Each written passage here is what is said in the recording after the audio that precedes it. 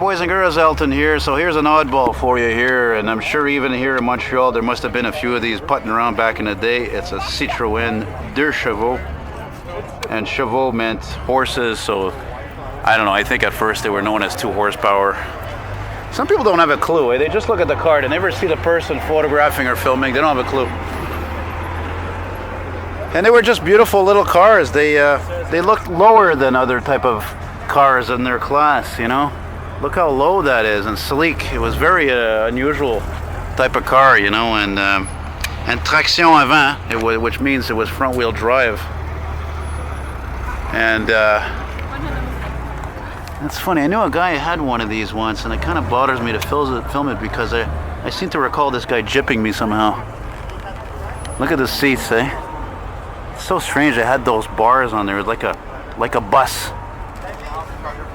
Interior, as you can see, it's nice, but it's kind of Spartan. It was by no means an expensive automobile. They were very inexpensive cars. They were sold worldwide. Look at the doors. They were suicide doors also, you know.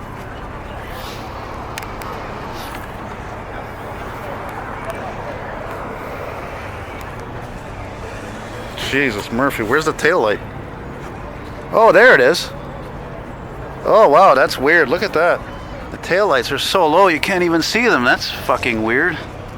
That's one of the strangest things I ever seen. What does that mean? That the bumper's too high up or something? Or that's very unusual. Doesn't look safe, that's for sure. Oh well, whatever. Old cars, none of them are safe anyway. Doesn't matter. Seriously, I mean, look at the cars today. They all have to have a minimum requirement size of taillights. Did you ever think about that? Same thing with the headlights, same thing with the glass. It's all these restrictions, all these measures, you know. Everything's for safety, which makes, unfortunately, cars look more the same and boring at the same time. You know, I once read that the French were known for having very comfortable seats. Oh, that old smell. Look at the shifter. Look at that. On the column on the dash. What's that? Wait a minute. Yeah, isn't that something? Standard transmission, but I guess one of them is the turn signals, I guess. That's really neat. It's just a neat car. It's got some sort of a sticker here, probably a French sticker. Yeah, definitely an old French sticker. They're neat cars, you know?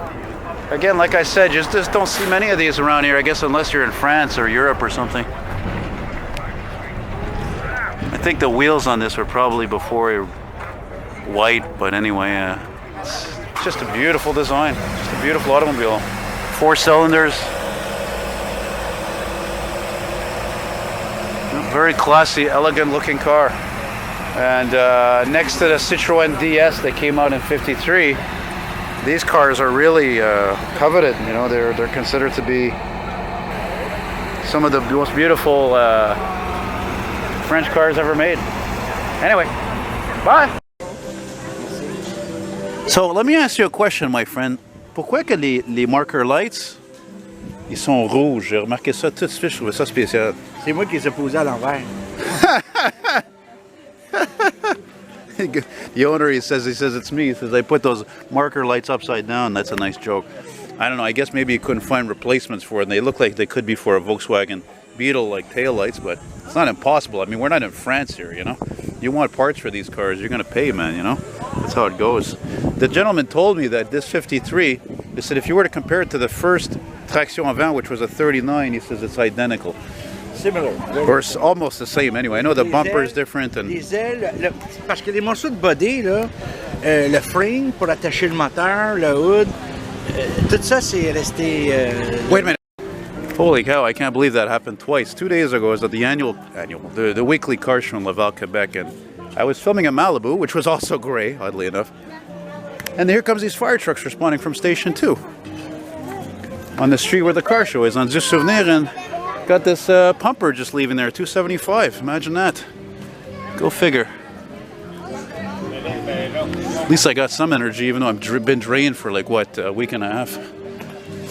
The gentleman was telling me that this car, when it was imported here, was originally beige with blue fenders. Now I understand why it was repainted. And the irony in all that is that this primer gray, which I don't particularly find attractive, but actually suits these kinds of cars because they're so old that the design dates back to the 30s. is that now you got certain cars you can buy in this color, like a Jeep or a Toyota 4Runner, and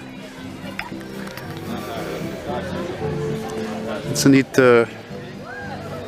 a neat old buggy, as some people would say. And look at what it's next to. Oddly enough, it's next to a Fiat Audio Bianchi, I think.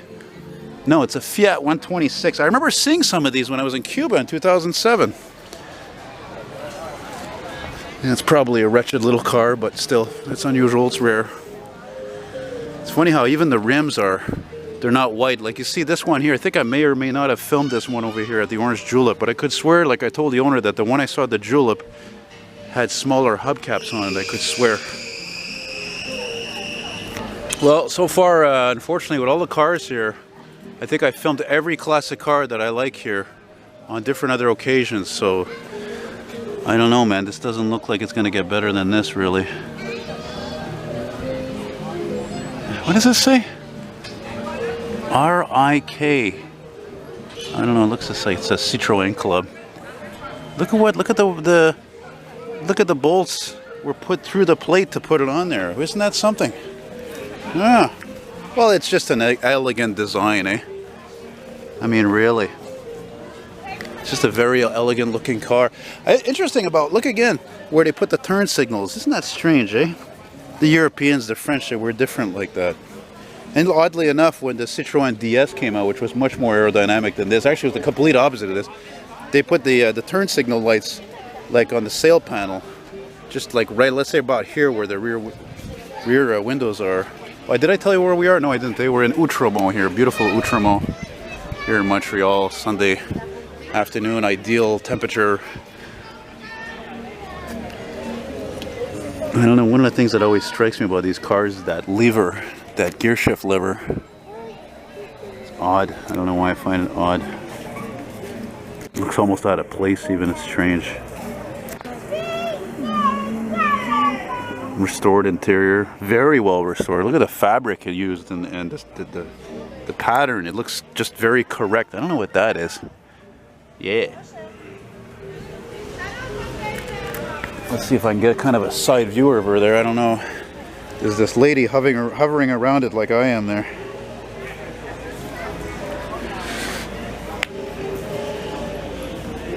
And since I'm here, might as well get a look at the other Citroen that's next to it. Eh? Might as well.